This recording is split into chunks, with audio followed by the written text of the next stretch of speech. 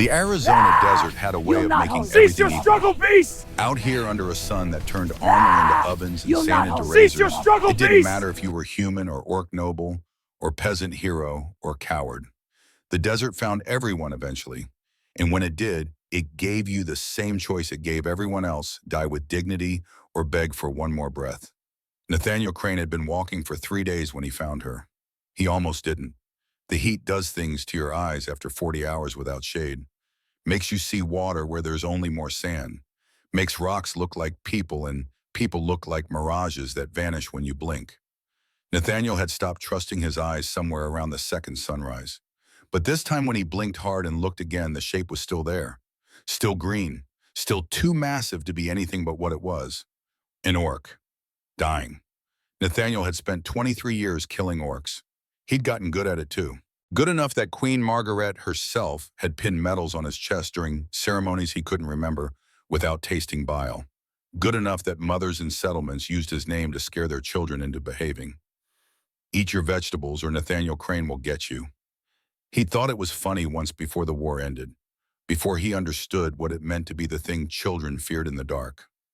He should have kept walking, should have let the desert do what the desert does best. One less orc in the world meant one less threat to humanity, one less monster to worry about. But Nathaniel's hands were already moving toward the silver canteen at his hip, the one that had belonged to his father. The one with words worn smooth by decades of carrying letters he could read with his fingertips even when his eyes failed him. Mercy doesn't make you weak, it makes you human. His father had died believing those words. Died saving orc civilians from a fire during the burning of West March, choosing strangers over safety, mercy over survival. Nathaniel had thought him a fool, had buried him thinking it, had spent 23 years proving that mercy got you killed and cruelty kept you breathing. And yet here he was, walking toward the enemy. Again. The orc woman was massive even while dying. 7 feet tall at least, built like someone had taken a mountain and taught it to wear armor. Green skin marked with scars that told stories Nathaniel could read without asking. Battle scars, honor scars, the kind earned fighting wars that didn't end nicely. Her armor was practical, functional, the kind worn by someone who understood that looking intimidating was less important than staying alive. Though right now staying alive seemed like a losing proposition. There was blood, too much of it, pooling in the sand around 3 arrow wounds, 2 in her side, 1 in her shoulder. The arrows were human make. Nathaniel recognized the fletching because he'd carried identical arrows for most of his adult life. His people had done this. His people had left her here to die. The orc's eyes opened when his shadow fell across her face. They were amber, sharp despite the blood loss, filled with the kind of hate Nathaniel had seen 1,000 times before. The hate that came from knowing you were about to die and knowing your enemy was the last thing you'd ever see. "Finish it," she rasped in common tongue, her accent thick but understandable. "Do not insult me with mercy." Nathaniel knelt beside her, his knees protesting the movement. 42 years old and his body was already keeping score of every battle, every wound, every stupid decision that had brought him to this moment in the sand. He uncapped the canteen. "My father once told me that mercy isn't an insult," he said quietly. "It's a choice." He held the canteen to her lips. She tried to spit at him, managed mostly to drool blood on herself. "I am Kira Ironhide," she said, and even dying, her voice carried the weight of a name that meant something. "I have killed 63 humans in battle. I do not drink water offered by those whose brothers I've sent to shallow graves." 63. Nathaniel tilted his head, studying her face, really looking at her for the first time, seeing past the green skin and tusks to the person underneath. A warrior, a killer, just like him. "I've killed 97 orcs," he said. Stopped counting after that because it seemed like bragging. He pressed the canteen more firmly to her lips. "Which means statistically, we're even. So drink the damn water before I waste it trying to keep you alive out of pure spite." Something flickered in those amber eyes. Not gratitude, not even acceptance. Just confusion, like she couldn't quite figure out what category of stupid he fell into. She drank. The water went down hard, her throat working against dehydration so severe it had probably been killing her slower than the arrows. Nathaniel let her have 3 swallows before pulling the canteen back. Too much too fast would make her sick, and he needed her conscious for what came next. Why? Kira asked, the word barely a whisper. Nathaniel didn't answer. Didn't have an answer that made sense even to himself. Instead, he set the canteen down and turned his attention to the arrows. 2 hours of work under the brutal sun. Nathaniel wasn't a healer. Healers stayed back in medical tents and did complicated things with herbs and prayers. He was a soldier, which meant he knew how to keep people alive long enough to get them to a healer. It was a different skill set, less elegant, more improvised, involved significantly more cursing. The arrows came out one at a time, each extraction a careful balance between speed and precision. Pull too fast and you tear the wound wider. Pull too slow and the barbed heads catch on muscle and rip things that shouldn't be ripped. Nathaniel had done this dozens of times in the field, but never on an orc. Their skin was thicker, tougher, designed for a kind of punishment human flesh couldn't withstand. The angles were all wrong, the muscle structure didn't match his training. He adapted. Packed the wounds with strips torn from his own shirt because orc skin was too different, and he didn't have proper bandages for someone her size. Used water he couldn't spare because infection would kill her faster than blood loss. Used strength he didn't have left his hands shaking with exhaustion, and heat stroke his vision swimming with spots that had nothing to do with the sun. Kira watched him work. She didn't scream when the arrows came out, though her jaw clenched hard enough that Nathaniel heard teeth grinding. Didn't beg him to stop when he packed the wounds, though her breathing went ragged and thin. Just watched him with those amber eyes studying him like he was a puzzle she couldn't solve. Why, she asked again when he'd finished the worst of it. This time Nathaniel paused, sat back in the sand, let himself feel the exhaustion that had been building in his bones for 3 days of walking for 42 years, of carrying the weight of all those deaths. Because my father was an idiot who believed that showing mercy was worth dying for, he said. The words came out bitter but honest. He saved orc civilians from a fire during the burning of West March. Got himself killed doing it. Died for nothing. For enemies. He stared at the canteen in his hands, at the worn inscription he knew by heart. I thought he was a fool, Nathaniel continued. Cheat for people who would have killed him in battle without a second thought. And now, he took a swig from the canteen, the water hot and metallic on his tongue. Now I'm apparently my father's son. Turns out stupid is genetic. Kira laughed. It came out as more of a wheeze wet and painful, but it was definitely a laugh. Among my people, she said slowly, we say that courage and stupidity often wear the same face. The difference is only clear afterward. What's the verdict? She met his eyes, held his gaze with an intensity that made something in Nathaniel's chest tighten. I am still alive, Kira said. So either you are courageous, she paused, her expression thoughtful despite the pain, or we are both about to discover you are stupid. By the time the sun started its slow descent toward the horizon, Kira Ironhide was still breathing. Not strong, not healthy, but alive in a way that defied every law of the desert, Nathaniel understood.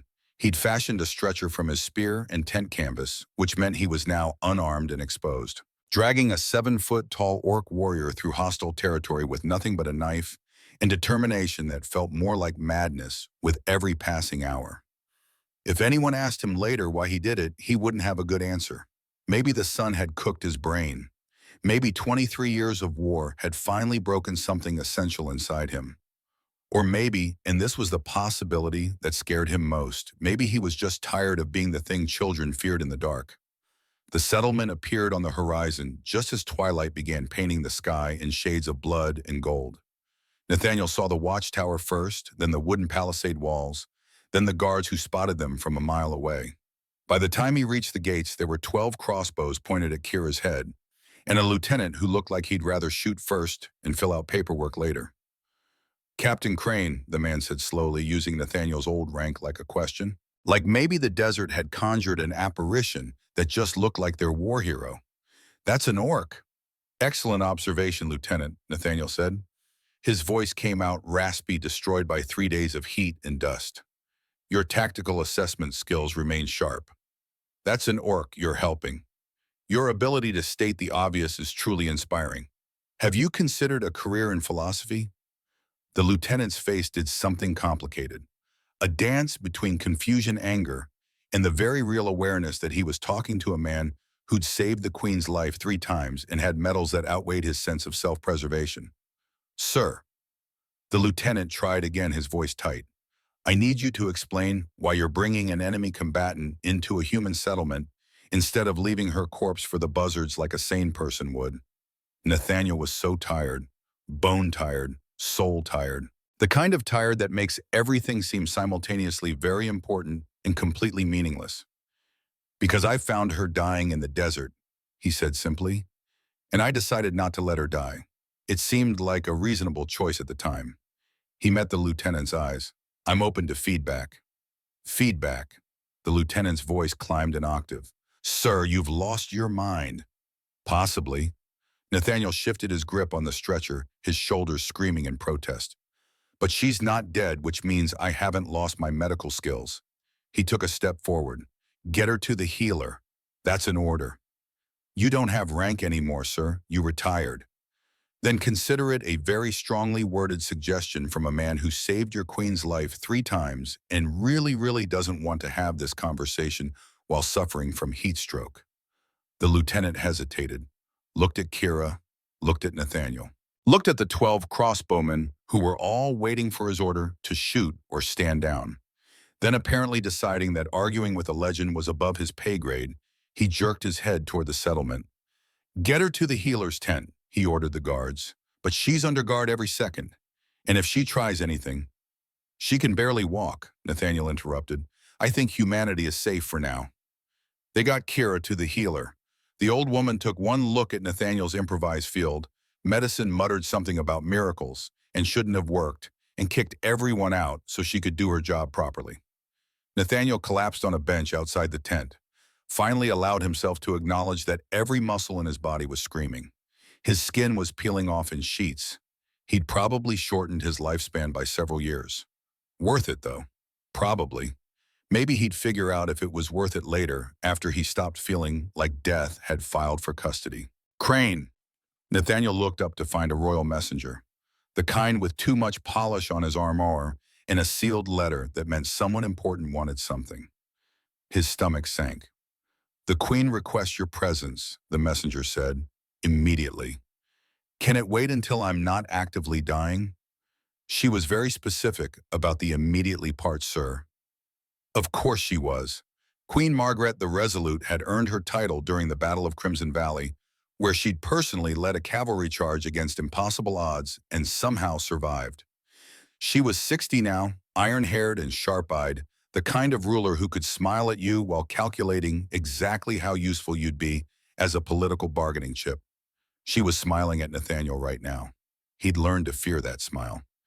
"Captain Crane," the Queen said, gesturing to a chair that Nathaniel really wanted to sit in but was too suspicious to actually trust. "You've had an eventful journey." "Your Majesty." "Saved an orc's life, I hear, a warrior named Kira Ironhide." The Queen's fingers drummed on her throne's armrest. A tell. Nathaniel recognized it from years of briefings and in battles. Margaret only drummed her fingers when she was about to do something that would make everyone in the room uncomfortable. "Interesting choice," the Queen continued. "It seemed right at the time, Your Majesty." "Right." She leaned forward, her eyes pinning him in place. "Nathaniel, may I be frank?" When a queen asks permission to be frank, the answer is always yes, and you're always going to hate what comes next. "Of course, Your Majesty." "We've been at war with the orc clans for 3 generations, Margaret said. "Thousands dead on both sides. Resources drained, land scorched. And for what?" She paused. "Because humans think orcs are monsters and orcs think humans are weak. Meanwhile, the bodies pile up and neither side will admit that maybe, just maybe, we're all idiots." Nathaniel said nothing. Saying nothing was a skill he'd perfected over years of listening to officers explain why bad ideas were actually brilliant strategy. "I want peace, Nathaniel. Real peace. Not a truce that lasts until someone's cousin gets drunk and starts the next war." The Queen's smile widened. "But peace requires symbols, gestures. Something dramatic enough to make both sides pause and think." The room tilted. Nathaniel grabbed the chair he'd been too suspicious to sit in.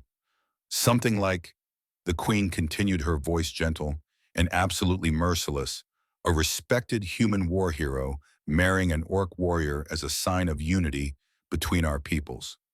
Your Majesty, you saved her life. That's already the hardest part. Now you just have to marry her. I saved her because it was the right thing to do, Nathaniel said, hearing the desperation in his own voice. Not because I wanted to. The queen's voice lost all warmth. I am not asking. Silence filled the throne room like water filling a drowning man's lungs. Kira Ironhide is cousin to Thora Warbraid, matriarch of the Ironhide clan, Margaret said. Through her, I can negotiate with the orc tribes. Through you, I can show my people that even our greatest warriors can choose peace. She stood. This marriage will end the war, or start a civil war among humans who think I'm a traitor.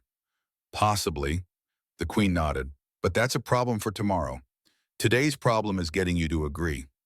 And if I refuse, the queen's expression didn't change, but something shifted in her eyes. Something that reminded Nathaniel why this woman had survived 6 assassination attempts and outlasted 3 rival claimants to the throne. Then I'll find someone else, she said quietly. Someone less qualified. Someone who might accidentally say the wrong thing or make the wrong gesture or start another war instead of ending one. She walked toward him. And all those deaths will be on your conscience, Nathaniel, because you had the chance to stop it and chose not to. Nathaniel felt the weight of those words settle on his shoulders like armor he couldn't take off. The queen was right, and he hated her for it. Hated her for being smart enough to know exactly which guilt to leverage, which wound to press on. She'll never agree, he said finally. Oh, she already has. The queen pulled out a scroll. Her cousin negotiated terms an hour ago. Kira Ironhide has agreed to marry you as a condition of peace between the Ironhide clan and the human kingdom. She held out the scroll. She'll hate it. You'll hate it. But you'll both do it because the alternative is more war, and both of you have seen enough war to last several lifetimes. This is insane. This is politics.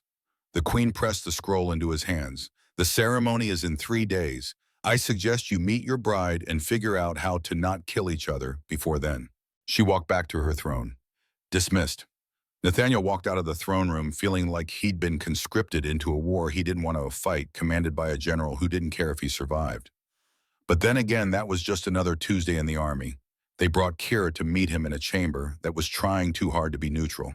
Half decorated with human tapestries depicting battles and harvests, half with orc banners marked with clan symbols Nathaniel couldn't read. All of it looking like a compromise no one was happy about. Kira looked better than she had in the desert, which wasn't saying much.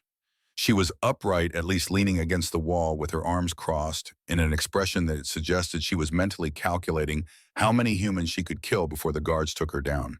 The answer Nathaniel suspected was more than the guards expected. You, she said when she saw him. Me, he agreed. They're forcing us to marry. So I've been informed. Kira pushed off from the wall, favoring her wounded side. We've both killed. We're both warriors. And now we're expected to share a bed and pretend this is anything other than humiliation. I saved your life. I didn't ask you to. The roar rattled the windows, made the guards outside shift nervously, reminded Nathaniel that for all the bandages and healing salve, the woman in front of him was still a warrior who'd earned her reputation in blood. Kira took a breath, visibly controlled herself. Among my people, she said more quietly, a life debt is sacred. I owe you. But this, she gestured at the room, at the situation, at the impossible position they'd both been maneuvered into. This is not honor. This is politics wearing honor's skin. Nathaniel understood. God did he understand. My father died saving orc civilians, he said.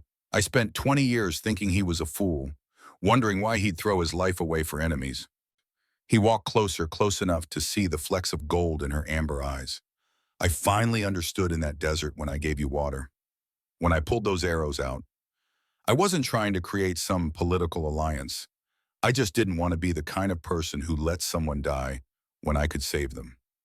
And now we both pay for your mercy. Apparently, they stood in silence, not comfortable silence. The kind of silence that happens when two people who should be enemies are forced to acknowledge they're both equally trapped. What do we do? Kira asked finally. Nathaniel thought about it, about the queen's threat, about the war that would continue if they refused, About the fact that her people and his people were already dead and nothing they did would bring any of them back. We survive, he said, like we've always done.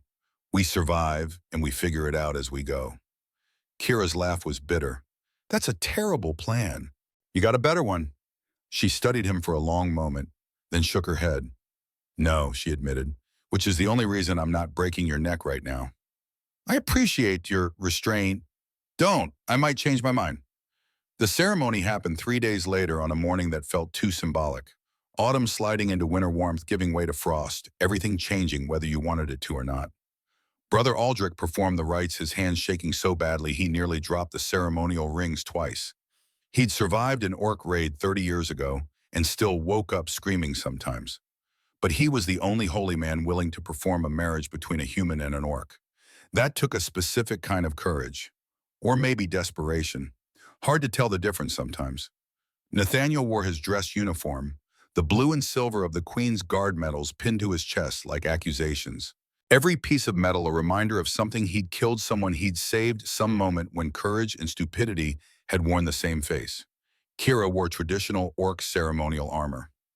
Leather and steel marked with symbols Nathaniel couldn't read but understood meant something important. Family, clan, honor. All the things she was potentially betraying by standing here. Do you, Nathaniel Crane, take this woman as your wife? Brother Aldrich's voice wavered. To honor and protect in war and peace. The words stuck in Nathaniel's throat. He looked at Kira, saw the same trapped expression he felt burning in his own chest. I do. The words felt like giving up, or maybe like choosing. He wasn't sure there was a difference anymore.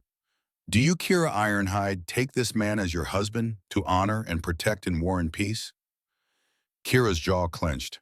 Her amber eyes fixed on Nathaniel with something that might have been rage, or might have been grief, or might have been both.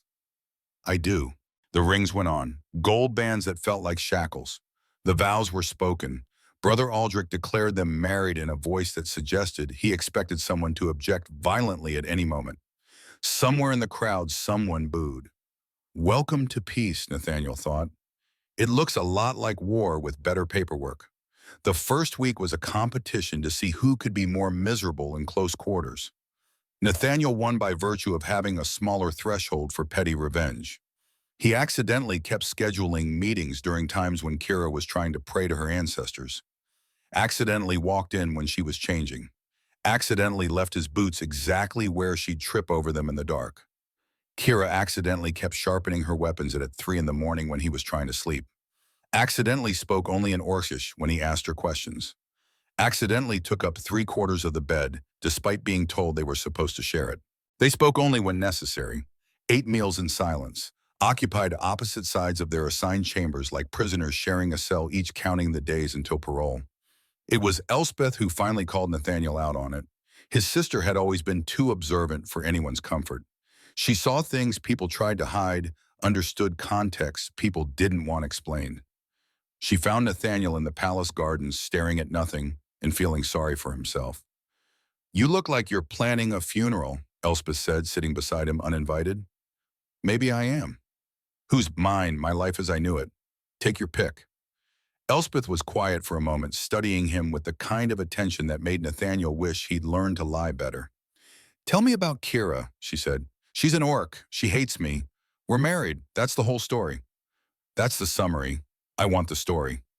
Nathaniel sighed, looked at his sister, really looked at her for the first time since the ceremony. She was holding one of her pressed flowers, this one from the battlefield at Crescent Vale where Nathaniel had led a suicidal charge and somehow lived. Every battlefield grows flowers eventually, Elspeth said softly, even the worst ones. You taught me that. She's not what I expected, Nathaniel admitted. Orcs aren't supposed to be complicated. They're supposed to be monsters. Simple. Easy to categorize. He rubbed his face. But she prays to her ancestors every morning. Real prayers, not just words. She has nightmares. I hear her through the wall speaking in Orcish, crying for people who are gone. People you killed. Maybe. Probably. I don't know. The weight of it settled on his chest.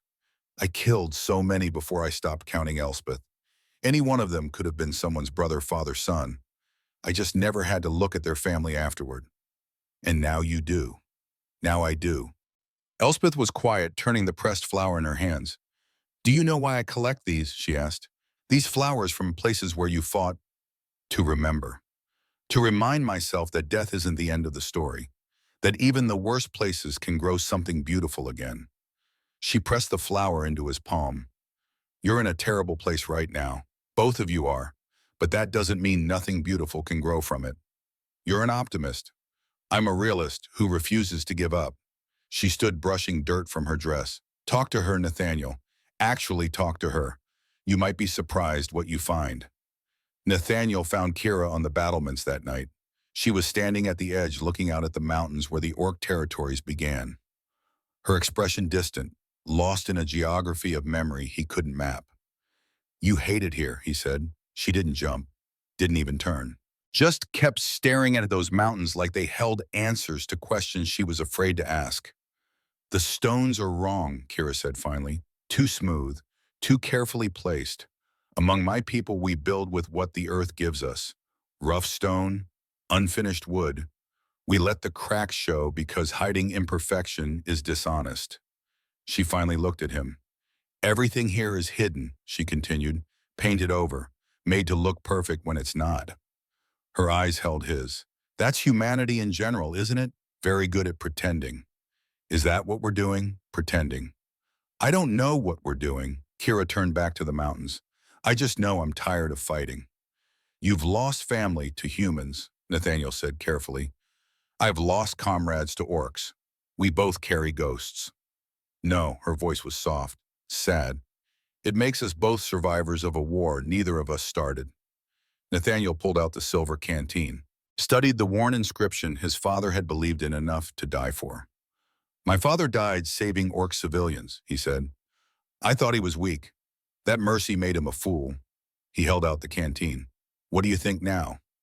Kira took it, read the inscription, her lips moving silently as she translated the words. Mercy doesn't make you weak. It makes you human. She looked up.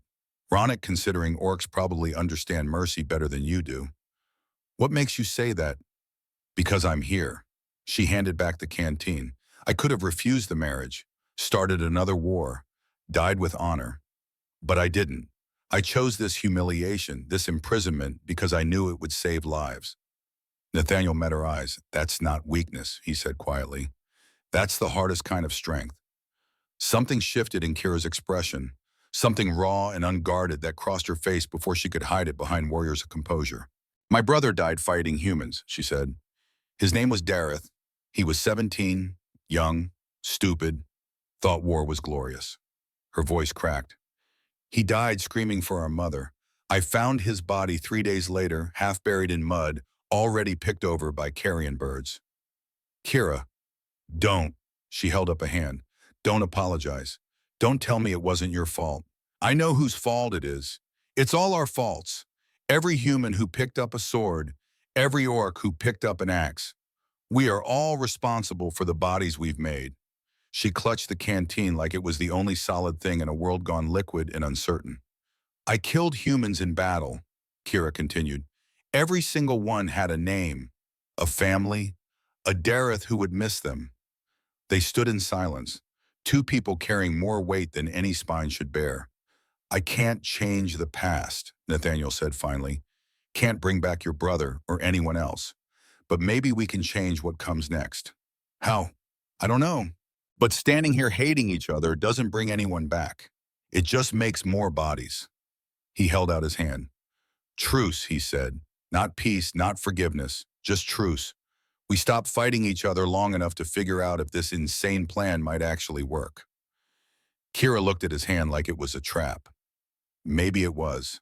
Maybe they were both walking into traps they couldn't see yet, and this would end in blood like everything else. But she took his hand anyway. Her grip could have crushed stone, but it didn't crush him. Truce, she said. The word hung in the air between them, like a promise neither of them knew how to keep. But it was a start, and sometimes in the wreckage of war, a start is all you get. The crossbow bolt whistled past Nathaniel's ear and embedded itself in the stone wall exactly where his head had been 3 seconds earlier. Nathaniel's training kicked in before his brain caught up. He grabbed Kira's arm and pulled her sideways, both of them hitting the battlement stone hard as two more bolts punched through the space they'd occupied seconds before. The fourth bolt sparked off the wall inches from Kira's face, but Kira was already moving. For someone who'd been dying in the desert 4 weeks ago, she moved with frightening speed. Her hand went to the dagger at her belt, the one Nathaniel hadn't known she was carrying, and she rolled to her feet with the grace of someone who'd survived too many ambushes to freeze during another one. "Stay down," Nathaniel hissed. "I am not a human woman who faints at danger," Kira growled back. "I'm aware. I'm trying to keep you from getting shot, you stubborn." A fifth bolt sailed between them, close enough that Nathaniel felt the wind of its passage against his cheek. Guards converged from 3 directions, their boots thundering on stone. Shouts echoed through the evening air. Somewhere below, alarm bells began to ring with the kind of urgency that meant someone was about to have a very bad night. The assassin didn't get far. They caught him 2 corridors away from the battlements, cornered like a rat in a dead-end hallway. A human man, middle-aged, wearing the kind of clothes that said, "I'm nobody important," while his hand said, "I've used a crossbow professionally for years."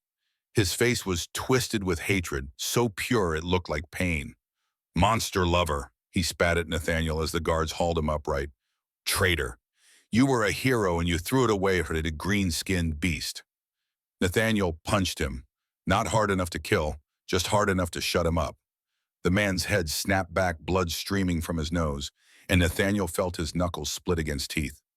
"I was a soldier," Nathaniel said quietly, his voice carrying in the kind of cold fury that made the guards step back.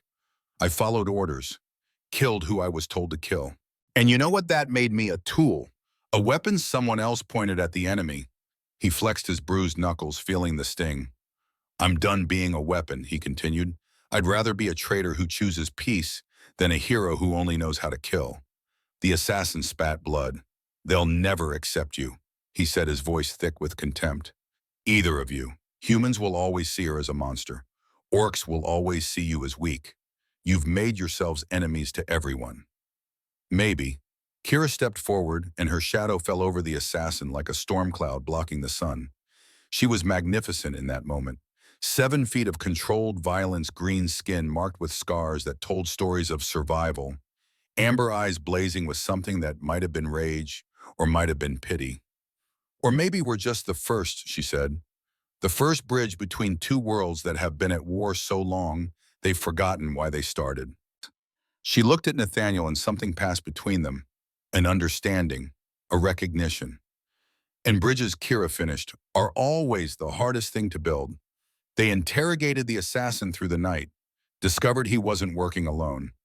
Part of a larger group, humans who saw the marriage as betrayal, who wanted the war to continue because war was all they knew, all they understood, all that gave their lives meaning.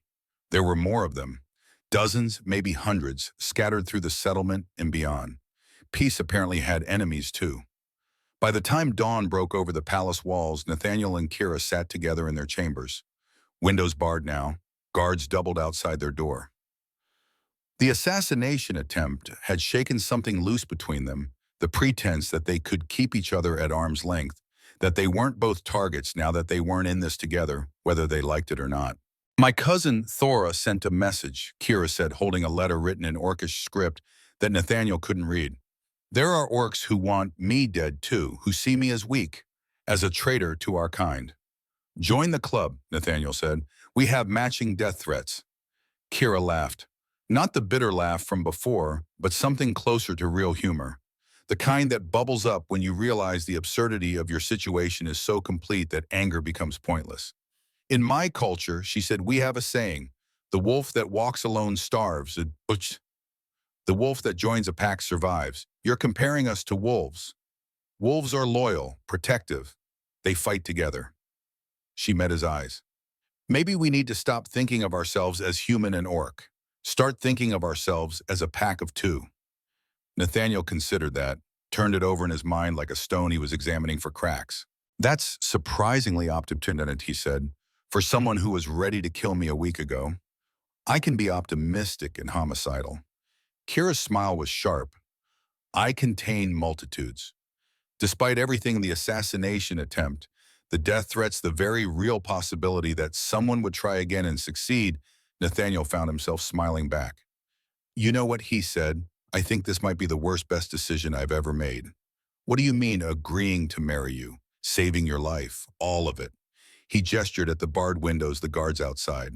We're probably going to date. Both our peoples hate us. We're essentially prisoners in a palace pretending to be a symbol of peace while everyone plots how to kill us. He stood walking to the window. And I'd do it again, Nathaniel said. I'm tired, Kira. Tired of war, tired of counting bodies, tired of being the thing children fear. If this marriage, this insane political stunt, has even a chance of ending that, he looked back at her. Then yeah, I'd do it again. Kira was quiet for a long moment. Then she stood moving to stand beside him at the window.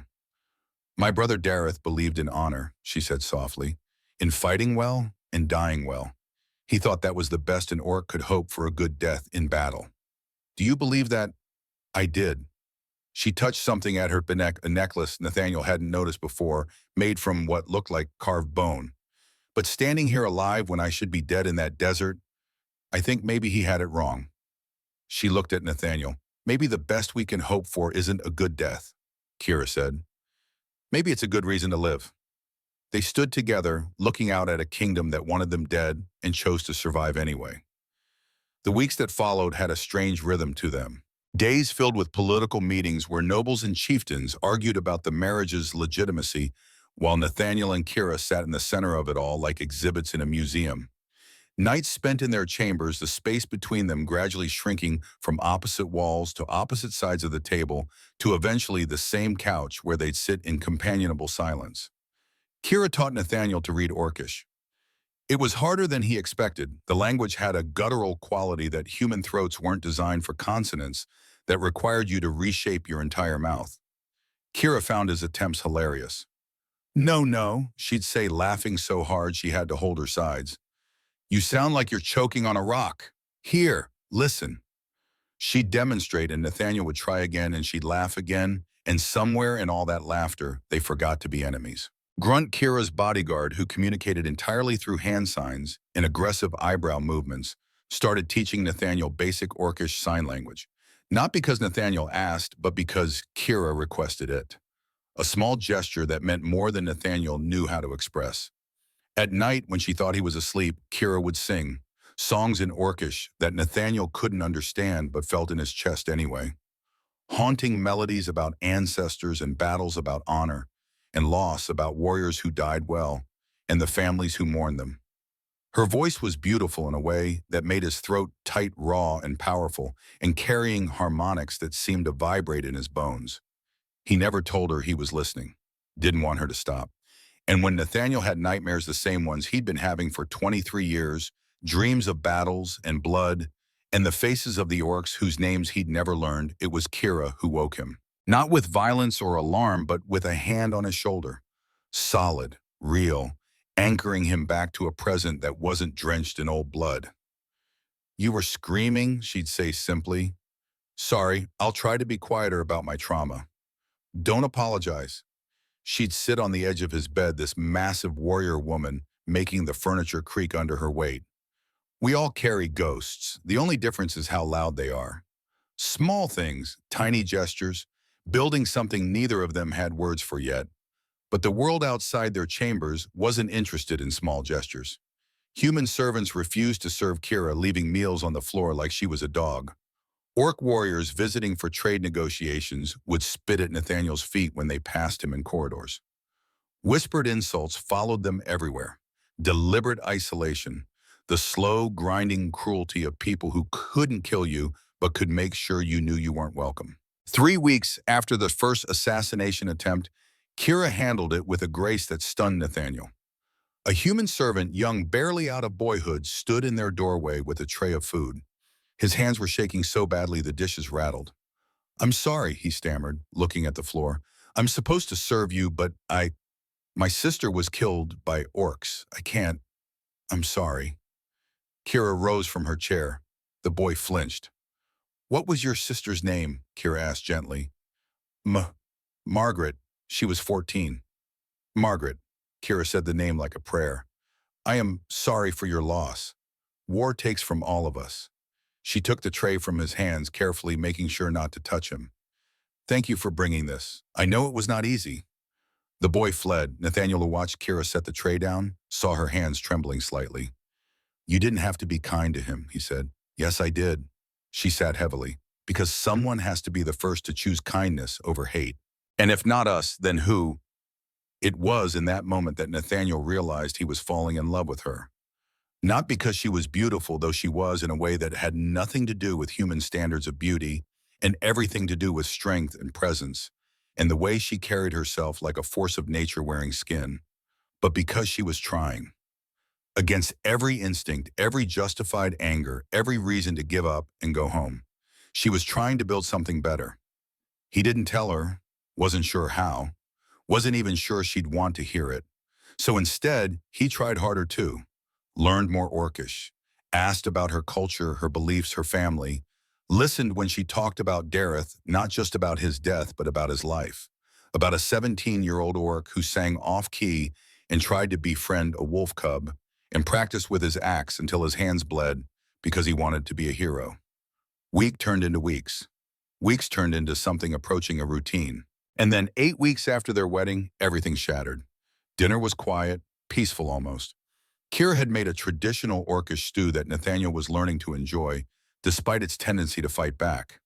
They were talking about nothing important, something about the proper way to sharpen weapons, a debate that had become their version of small talk. Grunt entered without knocking. That alone was unusual. Grunt believed in privacy the way monks believed in silence. But he strode in holding a scroll, his face carved from granite, and signed something sharp and urgent to Kira. She took the scroll, read it, went completely still. Kira, she looked up at Nathaniel and her eyes held something that made his blood freeze. Not anger, not even surprise, just a terrible, awful recognition. Like a puzzle piece she'd been dreading had finally clicked into place. This is a battle report, she said slowly. From the Battle of Broken Spear, 6 years ago. Nathaniel's stomach dropped. He knew that battle, knew it intimately, had led the charge that broke the orc line, had fought in mud and blood and chaos until his sword arm went numb and his vision tunneled to nothing but the next target, the next threat, the next enemy. It lists the names of orcs killed, Kira continued. Her voice was flat, dead. It lists the human officers responsible for each death.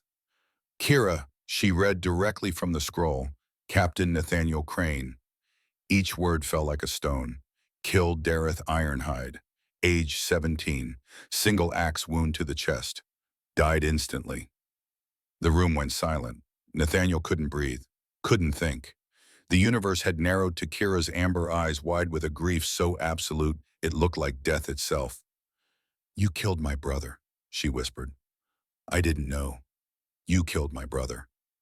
The roar shook the walls, made Grunt step back, shattered the careful peace they'd been building for 8 weeks into fragments so small, Nathaniel would never find all the pieces. Kira stood the table crashing over. Stew spilled across the floor like blood. You killed him, she repeated, and tears streamed down her face. The first time Nathaniel had seen her cry. You killed Dareth, and then you saved me. You married me. While knowing I didn't know. Nathaniel was on his feet, 2 hands up, trying to explain something that had no explanation. I didn't read the reports afterward, he said desperately. I couldn't. I'd killed so many people, Kira. If I'd stopped to learn their names, to understand who they were, I would have gone insane. So I didn't read them. I didn't know. You should have gone insane. The scream tore out of her throat. He was 17. He was a child. And you killed him and walked away and never even knew his name. Never even cared enough to know. You're right. Nathaniel's own tears came now hot and bitter. You're absolutely right. I killed orcs, and I never learned a single name because learning their names would have made them real, and I couldn't afford for them to be real. I couldn't afford to be a murderer. I had to be a soldier. What's the difference? There isn't one. The admission felt like ripping out his own heart. That's the problem. There isn't any difference at all. Nathaniel sank back into his chair, feeling every one of his 42 years pressing down on him like mountains. I'm sorry, he said. I know sorry doesn't fix anything. Doesn't bring him back. Doesn't make this right. But I'm sorry. Kira stood over him, shaking with rage and grief. Her hand went to her belt, to the dagger she always carried. Nathaniel saw the movement, made no move to stop it. If she killed him, he'd deserve it. She pulled the dagger, held it, stared at him with eyes full of hate and pain, and something else, something that might have been understanding, or might have been the moment before rage consumes everything. The blade trembled in her hand. My brother died because he was in a war he didn't start, Kira said finally, each word carefully controlled. Because humans and orcs have been killing each other for so long that 17-year-old boys think glory is found on the end of a spear. She lowered the dagger. You didn't start that war, she continued. You just fought in it, like I did, like Dareth did. She sheathed the dagger with a sharp click. That doesn't make it better, Kira said. No. Nathaniel agreed. It doesn't. But killing you won't bring him back. Her voice cracked. And it'll make me exactly what humans think orcs are. Murderers who choose violence over everything else. So what do we do? Kira walked to the door, paused with her hand on the frame. I don't know, she said without looking back.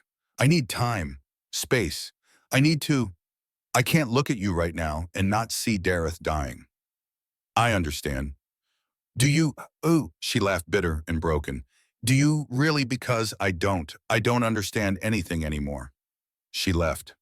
Grunt followed, giving Nathaniel a look that clearly communicated, if you hurt her again, I'll kill you slowly. Fair enough. 3 days passed.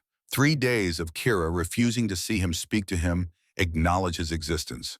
Nathaniel understood, gave her space, tried not to think about the fact that every moment of silence was another moment for the wound to deepen, for the hate to calcify into something permanent.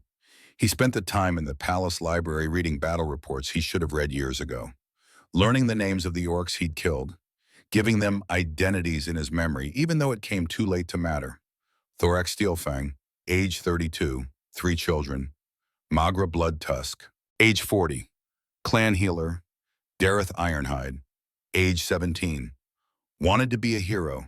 Each name was a weight he'd carry forever. On the 4th day, Elspeth found him staring at the reports with eyes that had stopped seeing words hours ago. She's leaving, Elspeth said without preamble. Nathaniel's head snapped up. What? Kira, she's packing, says she's going back to the orc territories, that the marriage is over. Elspeth grabbed his arm, hauled him to his feet with surprising strength for someone half his size. You need to stop her, she said. She has every right to leave. She does, but you have every right to fight for this. Elspeth's grip tightened. You love her. I barely know her. Liar. His sister pulled him toward the door. You know her better than you've known anyone. You know what she's lost, what she's afraid of, what she needs. And she knows you. She shoved him into the hallway. That's why she's running, Elspeth said. Because staying means forgiving you, and forgiving you means admitting that maybe enemies can become something else, that maybe love is possible even in the wreckage of war. And that terrifies her. Nathaniel ran. He found Kira in their chambers, bags packed, wearing traveling armor. Grunt stood guard, looking at Nathaniel like he was deciding which bones to break first. Don't go, Nathaniel said. Kira turned. Her face was carefully blank. Warrior's composure hiding whatever she felt underneath. Give me one reason to stay, she said. Nathaniel took a breath. Because I love you. Kira froze, turned fully to face him, stared at him like he'd just spoken in a language that shouldn't exist. You what? I love you. The words came easier the second time. I know it's insane. I know we've only been married 8 weeks. I know I killed your brother, and that's unforgivable. But I love you anyway. He stepped closer. I love the way you pray to your ancestors every morning, Nathaniel said. I love how you sharpen your weapons when you're anxious. I love that you called me stupid for saving you while simultaneously being grateful I did. I love that you're trying to build peace even though it means everyone hates us. I love your voice when you sing. I love how you comforted that servant boy even though he was terrified of you. I love. You killed Dareth. The words stopped him cold. I did, Nathaniel said, and I'll carry that for the rest of my life. I'll never ask you to forgive that. He pulled out the silver canteen. held it between them like an offering. But my father's dying words were these, he said, reading the inscription. Mercy doesn't make you weak, it makes you human. He died saving people who were supposed to be his enemies. I used to think he was a fool. Nathaniel held her gaze. Now I think he was the bravest man I've ever known, he finished, because he understood that we can keep being enemies, keep fighting, keep adding to the pile of bodies, or we can choose something different, something harder. He held out the canteen. We can choose to be the bridge between two worlds at war, Nathaniel said, and maybe we can make sure that no more 17-year-old boys die for a war they didn't start.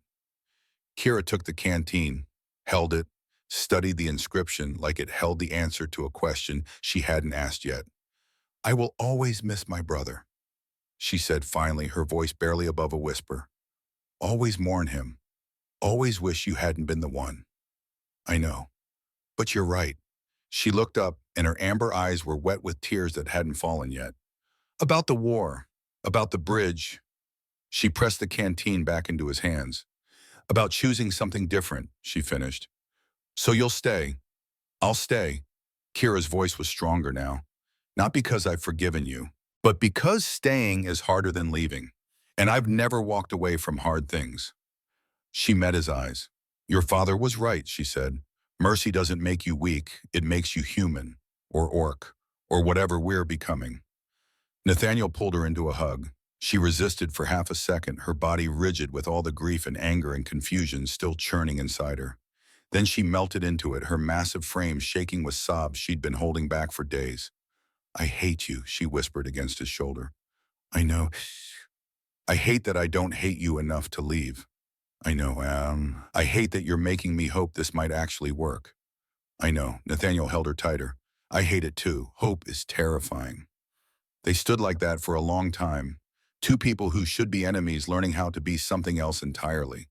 Learning how to choose mercy when vengeance would be easier. Learning how to build when destroying would be simpler. Learning how to love despite every reason not to. And outside their window, the first flowers of early spring began to bloom in the palace gardens. Growing in soil that had seen too much blood reaching toward a sun that promised warmth after a long, bitter winter. Growing anyway, because that's what life does. It grows anyway.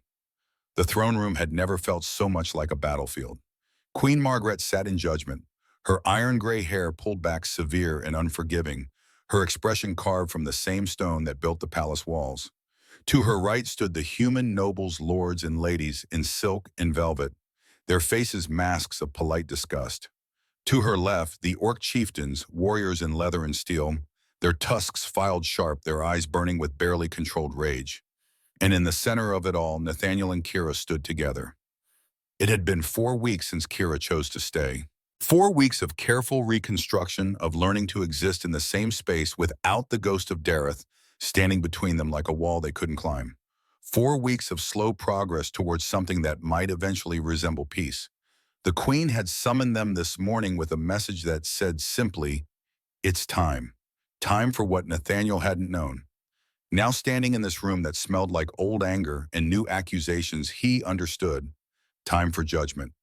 Kira stood beside him, and he could feel the tension radiating from her like heat from a forge. She'd dressed in full ceremonial armor this morning, every piece polished to a mirror shine, every clan symbol displayed with pride. A statement, a challenge.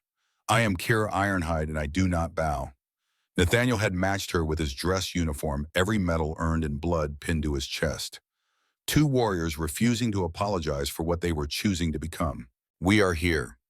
Queen Margaret began, her voice carrying the weight of authority earned in blood, to address concerns that had been raised about this union between Captain Nathaniel Crane and Kira Ironhide. A human lord stepped forward. Senator Whitmore, his name was.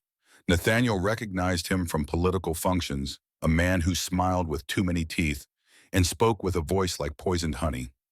Your Majesty, Whitmore said, bowing just deep enough to be respectful and shallow enough to be insulting. This marriage is a mockery, an abomination. A human and an orc cannot be truly married in the eyes of God or the laws of nature. Murmurs of agreement rippled through the human nobles. The marriage should be annulled. Whitmore continued, his voice gaining confidence. Immediately. before it does further damage to the moral fabric of our society. From the orc side, a warrior rose. Nathaniel didn't know his name, but he recognized the clan markings Ironhide, though not Kira's immediate family. The warrior was scarred and graying with eyes that had seen too many battles and expected to see more. The Ironhide clan agrees, the warrior said, his voice like gravel scraping stone. Kira Ironhide has dishonored herself by lying with a human. This marriage is invalid by orc law. She should be stripped of her clan name and exiled. More murmurs, louder now. Humans and orcs agreeing on something for the first time in 3 generations, and it was about how much they hated what Nathaniel and Kira represented. Kira's hand found Nathaniel's. Squeezed once. Hard enough to hurt, which he suspected was the point. Nathaniel felt her drawing in breath, felt the moment she decided to speak to defend herself, to become more than a symbol people argued over. "I am Kira Ironhide," she said, and her voice cut through the murmurs like a blade through silk. "Daughter of the Ironhide clan, warrior who has fought in 17 battles. I have killed humans in combat, yes. I have mourned brothers lost to human swords." She stepped forward, and the assembled nobles and chieftains fell silent. "I owed Captain Crane a life debt," Kira continued. "He saved me when leaving me to die would have been easier, when it would have been justified by every law of war we both understand." Her amber eyes swept the room. "But I do not stay in this marriage because of debt." She looked at Nathaniel and something passed between them. Something the assembled crowd couldn't see but could feel like electricity in the air. "I stay because I choose peace over pride," Kira said. "Because I am tired of burying young warriors who died for old men's anger. Because my brother Dareth died at 17, and if this marriage means no more 17-year-olds die screaming for their mothers, then I will bear any insult you throw at me." Her voice rose, filling the throne room. "Call me traitor," Kira said. "Call me weak. Call me dishonored. But I will not let more children die for a war that serves no one but those too cowardly to seek another way." Silence fell like a hammer. Senator Whitmore's face had gone purple. The Ironhide warrior looked like he'd bitten into something rotten. But neither of them spoke, because Kira Ironhide's 7 feet of green-skinned fury and an unshakable conviction had just dared them to prioritize their pride over the lives of their children. And everyone in the room knew it. The orc speaks truth. Brother Aldrich stepped forward from where he'd been standing with the other clergy. His hands were trembling. They always trembled, but his voice was steady. "I have survived orc attacks," he said quietly. "Lost family to orc raids. I wake screaming from nightmares about orcs even now, 30 years later." He looked at Kira and something in his eyes softened. "But I officiated this marriage," Brother Aldrich continued, "because I believe that God's mercy is larger than our hatred. And if an old man who wakes screaming can find it in himself to bless this union, then perhaps the rest of you can find the courage to trumbo." "Courage," Senator Whitmore found his voice again, though it came out strangled. "This isn't courage, this is the future." Thora Warbraid rose from where she'd been sitting silent among the orc chieftains. She was smaller than Kira most orcs were, but somehow more intimidating. Like a thunderstorm compressed into flesh and bone, all that violence held in check by will alone. "I am matriarch of the Ironhide clan," Thora said, her eyes sweeping the room. "And I recognize this marriage. Kira has shown more courage in choosing peace than any of you have shown in 50 years of war." She walked forward until she stood directly beside Kira. "You want war because war is easy." Thora continued, her voice sharp enough to cut. "Point at the enemy and fight. But peace," she gestured at Nathaniel and Kira, "peace requires you to see the enemy as a person, to question everything you've been taught, to admit that maybe you've been wrong." The Ironhide warrior bristled. "You overstep, Thora. Tradition demands—" "Tradition built on corpses," Thora interrupted. "I have led our clan for 30 years, buried more warriors than you've trained, and I say this marriage stands." The room erupted, humans shouting at orcs, orcs shouting at humans, everyone shouting at everyone. 30 years of accumulated rage and grief and fear boiling over in a noise that battered the throne room walls like physical force. Queen Margaret let it happen for exactly 30 seconds. Then she slammed her scepter against the floor. The crack of wood on stone echoed like a gunshot. Silence fell so complete that Nathaniel could hear his own heartbeat. Enough, the queen said. She stood and every eye in the room tracked her movement. This marriage stands, Margaret said, her voice carrying absolute authority. Not because it's comfortable, not because everyone agrees, but because it's the first step toward peace, and I will not sacrifice peace for your prejudice. She looked at Nathaniel and Kira. Stand together, she commanded. They did. Nathaniel took Kira's hand. She squeezed hard enough that his bones creaked. You see this, the queen gestured at their joined hands. This is what victory looks like.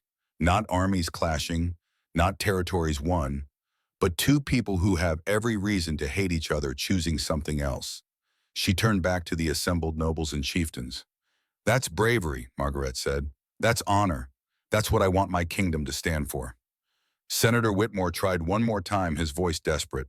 Your Majesty, the people will never. The people will follow my lead. The queen interrupted, her expression granite. Or they can leave. I'm done watching young men die for old men's pride. This marriage represents our future. She paused, letting the weight of her words settle. Anyone who can't accept that, Margaret finished, can take their objections and respectfully depart.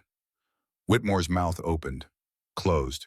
He looked around the room, searching for support that had evaporated the moment the queen drew her line in the sand. Finally, he bowed stiffly and retreated to the back of the chamber. Defeated but not destroyed. Nathaniel filed that away as a problem for later. The iron-hide warrior growled low in his throat. Some of us will never accept this abomination. Then you are welcome to trade elsewhere, Thora said pleasantly. I'm sure you'll do fine without iron-hide steel and grain. Give it 3 months before you're begging. The meeting dissolved into tense negotiations, trade agreements, political maneuvering, the slow grinding work of turning rage into something approaching coexistence. Nathaniel and Kira stood at the center of it all for another hour before the queen finally dismissed them. They walked out together, passing through guards and nobles and chieftains who all looked at them like they were watching a strange new species evolve in real time. Outside, the sun was setting. Nathaniel pulled out his father's canteen, took a drink, passed it to Kira. To mercy, he said. To mercy, she agreed, and to being too stubborn to die. I'll drink to that. The weeks became months. Spring deepened into summer. The palace gardens exploded with flowers that Elspeth collected and pressed, adding to her growing archive of beauty born from battlefields. Human and orc merchants began tentative trade in the settlement markets.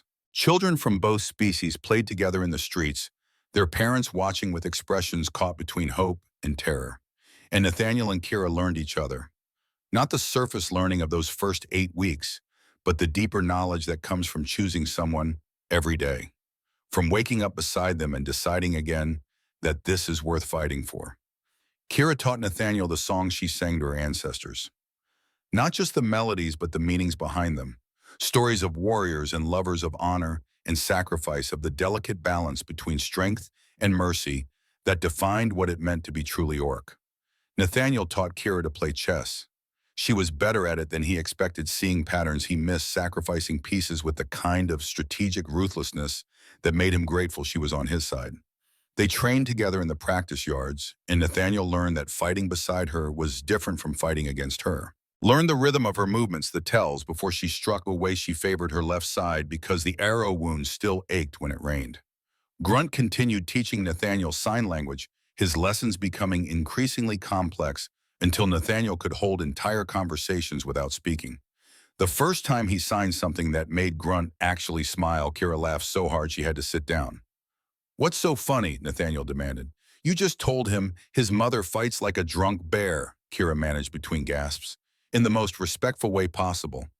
Is that good? Among orcs, it's the highest compliment you can give a warrior's mother. 6 months after Kira chose to stay, something shifted between them. It was a small thing, barely noticeable, but Nathaniel felt it like the first warm breeze after a long winter. Kira woke screaming, not unusual. She still had nightmares about Dareth, about the war, about all the things she'd lost and could never get back. But this time when Nathaniel came to her room, they still slept separately. That boundary not yet crossed, she didn't wave him away. Instead, she pulled him down to sit beside her on the bed. Tell me something true, she said, her voice raw from screaming. What do you mean, something true about you? Something I don't know, something that matters. Nathaniel thought about it, about all the truths he carried, all the secrets he'd never shared, because sharing them meant being vulnerable in ways that terrified him. I'm afraid, he said finally, that I'll never be anything but what I was, a killer, a weapon. That no matter how hard I try to be better, the orcs I killed will always define me more than anything good I've ever done. Kira was quiet for a long moment. I'm afraid, she said, that Dareth died hating me. That his last thoughts were about how his sister wasn't there to save him. That I failed him in the only way that mattered. She took his hand. I'm afraid that loving you means betraying him. Kira continued, her voice barely above a whisper. That if I let myself be happy with the man who killed him, I'm saying his death didn't matter. Kira. But I'm more afraid, she interrupted, of living the rest of my life choosing hate over hope, of becoming so hard that nothing beautiful can grow in me anymore. She looked at him, and her amber eyes were clear, decided. I don't hate you anymore, Nathaniel, she said. I know. I think, she paused, gathering courage. I think I might love you instead. I know that too. That's terrifying. Love usually is.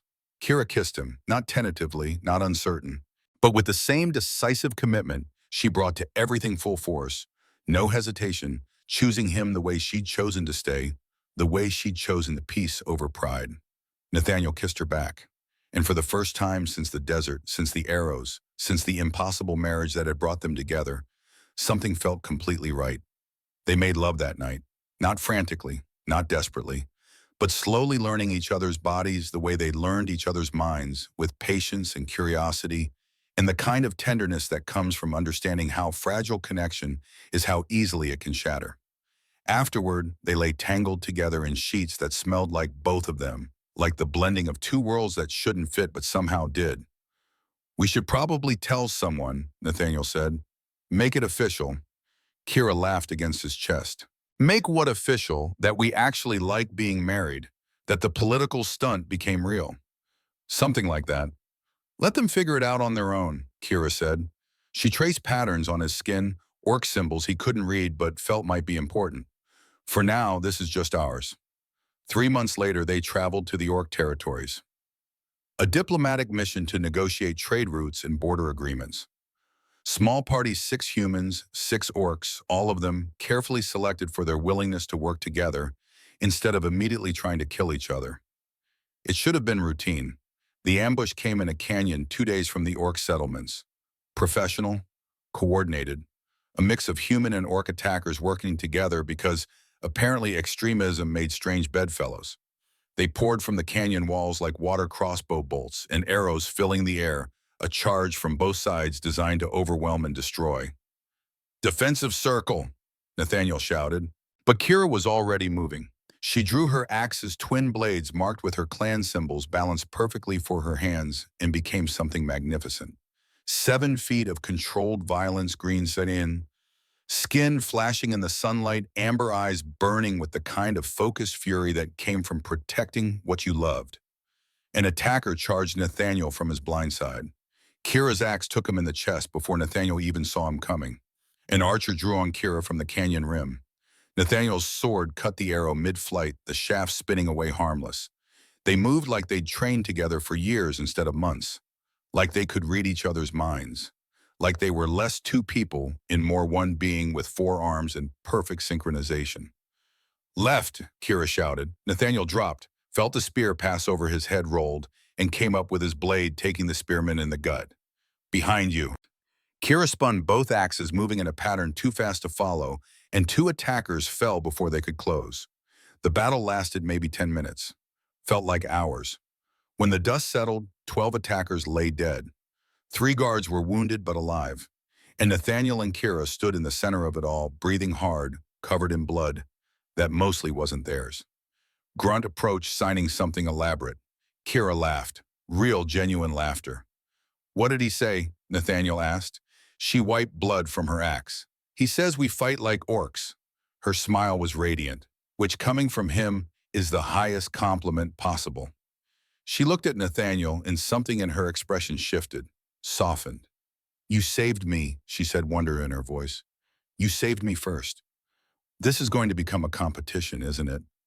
Probably. They made it to the Orc territories, met with the clan leaders, negotiated trade routes and border agreements, proved that humans and orcs could work together without immediately murdering each other. It was a small victory, tiny really in the scope of history, but it was theirs. On the journey back to the palace, Kira started feeling sick. Not badly, just off. Tired in ways that didn't match the travel, nauseous in the mornings, strange cravings for food she normally hated. The palace healer confirmed what Kira had already suspected. She was pregnant. Nathaniel found her on the battlements, their spot now where they came to think and talk and exist away from the endless political circus their lives had become. "Are you scared?" he asked. "Terrified," Kira said, one hand pressed to her still flat stomach. "What if our child is rejected by both sides? What if they grow up belonging nowhere, hated by humans and orcs alike? Then they'll be like us," Nathaniel said. He wrapped his arms around her from behind his hands, covering hers on her stomach. "And we'll make sure they know they're loved," he continued, "that they matter. That being a bridge between two worlds is hard, but it's also the most important thing we could possibly be. You make it sound simple. It's not." He kissed her temple. "Nothing about this is simple. But we've survived assassination attempts, political machinations, and your cooking. We can handle raising a kid." She elbowed him. "My cooking is traditional orc fare. You're just weak. Your traditional orc fare tried to eat its way out of my stomach. That means it's working." They laughed, stood together, looked out at a kingdom that was slowly, painfully learning to change. "I miss Dareth," Kira said quietly. "I wish he could meet his nephew or niece. Wish he'd lived long enough to see that we could be more than warriors." "Tell me about him," Nathaniel said. "Not about how he died, about how he lived." So she did. Told Nathaniel about a 17-year-old orc who wanted to be a hero, who practiced with his axe until his hands bled, who sang off-key and made terrible jokes and once tried to befriend a Woikum and almost got mauled, who believed in honor and glory and all the things young warriors believe before the world teaches them different. And Nathaniel told her about the orcs he'd killed, not to hurt her, but to honor them, to give them names in his memory, even if he'd never known them in life, to acknowledge that each of them had been a person, a Dareth, to someone a loss that rippled outward in ways he'd never understand. "I killed them because I was ordered to," Nathaniel said quietly. "Because I was a soldier, and that's what soldiers do. And each one had a name, a family, a life I erased." He looked at Kira. "We don't get to call it even," he said. "We just carry it and try to make sure the carrying means something." They sat together until the sun set, two people carrying the weight of history, trying to make it mean something. Their daughter was born on the first day of spring. The labor lasted 14 hours. Brutal. Complicated by the fact that no human healer had ever delivered a half-orc child before, and no orc healer had experience with human physiology. They improvised, adapted, made it work through sheer stubborn refusal to let anything go wrong. When the baby finally arrived, screaming loud enough to wake the dead, Kira collapsed back against the pillows with tears streaming down her face. "Let me see her," she gasped. The healer placed the baby in Kira's arms. She was perfect. Green skin like her mother, brown eyes like her father, tiny tusks just beginning to show, a shock of dark hair, lungs that could shatter glass with their volume. "Hello, little one," Kira whispered. "Hello." Nathaniel stood beside the bed staring at this impossible thing they'd created. This living proof that enemies could become family, that love was stronger than hate, that bridges between worlds weren't just possible, they were already here. "What do we name her?" he asked. Kira looked up at him, her eyes full of tears and joy and exhaustion. "Mercy," she said. "Mercy Dareth Crane Ironhide." Nathaniel felt his throat tighten. "After my father, and your brother." They both believed in something bigger than themselves, Kira said. She looked down at the baby. She should carry both their names, both their legacies, the mercy that saved me and the brother whose death taught me that peace is worth any price. "Mercy Dareth," Nathaniel repeated. He touched his daughter's tiny hand, felt her fingers wrap around his. "Yeah, that's perfect." Brother Aldrich blessed the baby with trembling hands, whispering prayers in languages, both human and orc. Thora Warbraid performed orc naming rites marking Mercy's forehead with ash and honey, welcoming her to the Ironhide clan. Elspeth presented a pressed flower from the palace gardens, where Nathaniel and Kira had first made peace, and Grunt signed something that made Kira cry happy tears. "What did he say?" Nathaniel asked. "He says," Kira wiped her eyes, "he says she's the future we fought for, the reason we survived." Nathaniel looked at his daughter, his wife, this impossible family that shouldn't exist but did anyway. "Yeah," he said, "I think he's right." 5 years passed, 5 years of slow grinding progress. Trade routes opened, border disputes settled through negotiation instead of violence. More marriages between humans and orcs, though none as politically significant as the first. Children like Mercy growing up knowing both species not as enemies but as neighbors.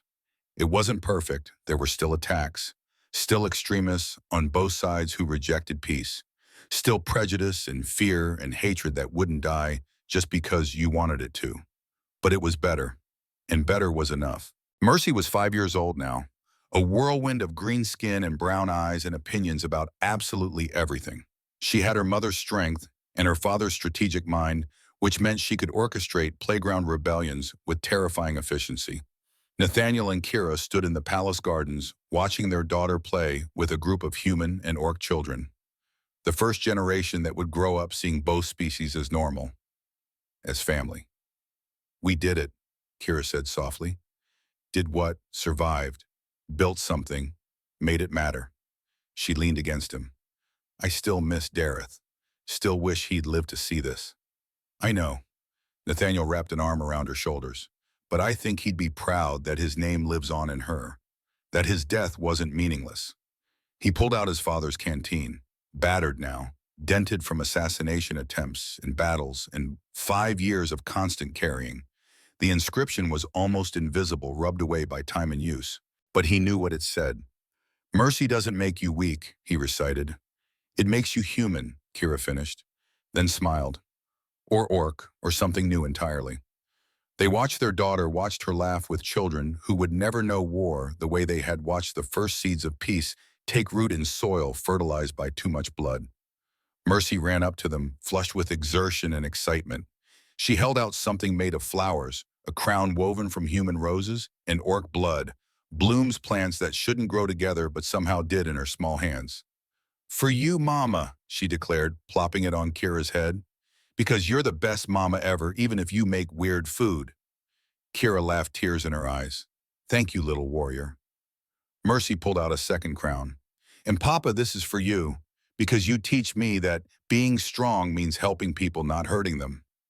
Nathaniel took the crown, his own eyes suspiciously wet. "Where did you learn to be so wise?" "From you, duh." Mercy rolled her eyes with the infinite superiority of a 5-year-old. "Now come on, Grunt says he'll teach us to throw axes if we hurry." She ran off. Nathaniel and Kira followed at a slower pace, wearing flower crowns, holding hands, looking absolutely ridiculous and completely content. "We're wearing flowers," Nathaniel observed. "We are. And we're about to learn to throw axes from a mute orc bodyguard." "Correct. Our life is very weird." "It is," Kira agreed. She squeezed his hand. "But it's ours." Behind them, the palace gardens bloomed with flowers pressed from battlefields. In the throne room, Queen Margaret negotiated trade agreements with orc chieftains who no longer reached for weapons first. In the streets, human and orc merchants haggled in a mixture of both languages, creating something new from something old. The war wasn't over.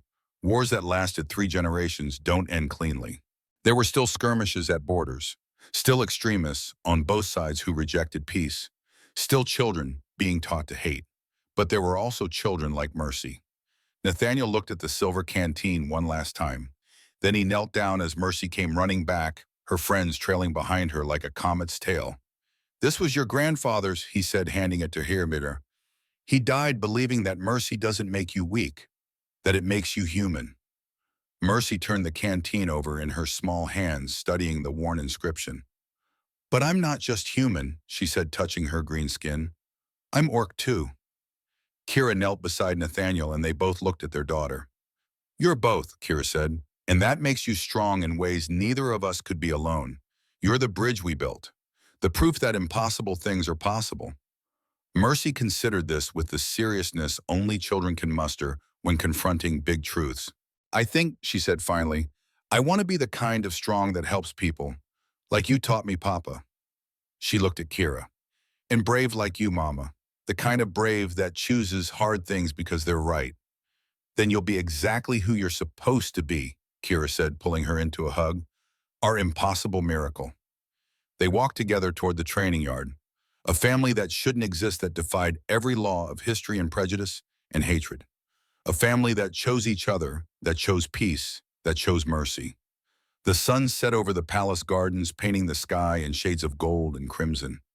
Mercy ran ahead, her flower crown slightly askew, her laughter echoing off stone walls that had seen too much war and were finally learning what peace sounded like. Nathaniel and Kira followed hand in hand, watching their daughter run toward a future they'd fought to make possible. A future where war was something you read about in history books, not something you lived. That future was still distant, still fragile, still fought over by people who couldn't let go of old hatreds.